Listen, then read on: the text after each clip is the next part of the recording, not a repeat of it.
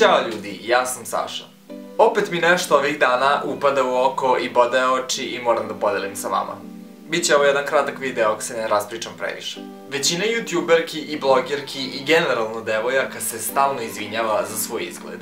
Izvinite što sad izgledam ovako, izvinite što sam nenašminkana, nisam stigla da se našminkam, izvinite zbog moje kose, nisam stigla da se ispeglam, izvinite zbog mojih noktiju, izvinite zbog mojeg glasa, bolesna sam. Evo konkretni primjeri koji su me naveli da definitivno moram da snimim ovaj video. To je, gledam juče Instagram story Nađe Stanojević i ona je pokazivala vam je neke proizvode što je dobila na događaju nekom. I pre toga, pre nego što je krenula da vam pokazuje, se izvinila zbog svog glasa jer je malo prehlađena. Također i Ruža Rupić, koju ja stvarno jako volim, u vlogovima vam se redovno izvinjava kada ne nosi šminku i kada je nenašminkana. Čemu to? Zbog čega se ti izvinjavaš i kome se izvinjavaš? Izvinjavaš se jer nisi stigla da se našminkaš, jer nisi stigla da se ispeglaš, jer ti dublji glas, jer si bolesna. Čekaj, da li se ti stvarno izvinjavaš zbog svog prirodnog izgleda? To nisu razlozi za izvinjavanje i objašnjavanje bilo kome.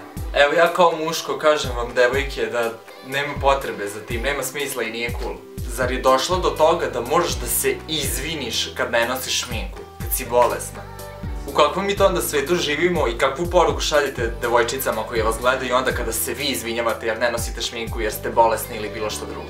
Šaljete poruku da to nije okej, a to je sasvim okej i prirodno i ne treba bilo kome da se izvinjavate i objašnjavate kako god da izgledate.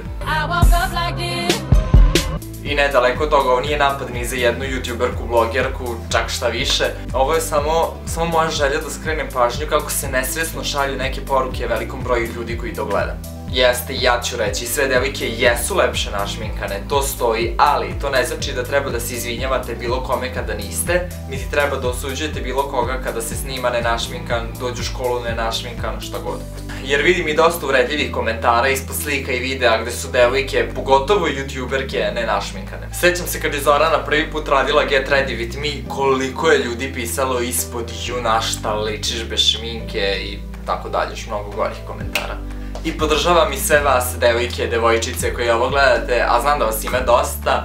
I ako me verovatno sada ne slušate i ne obraćate pažnju šta pričam, nego ćete opet da komentarišete dole OMG kako si lep ili po 1000 put OMG zašto si se ošišao.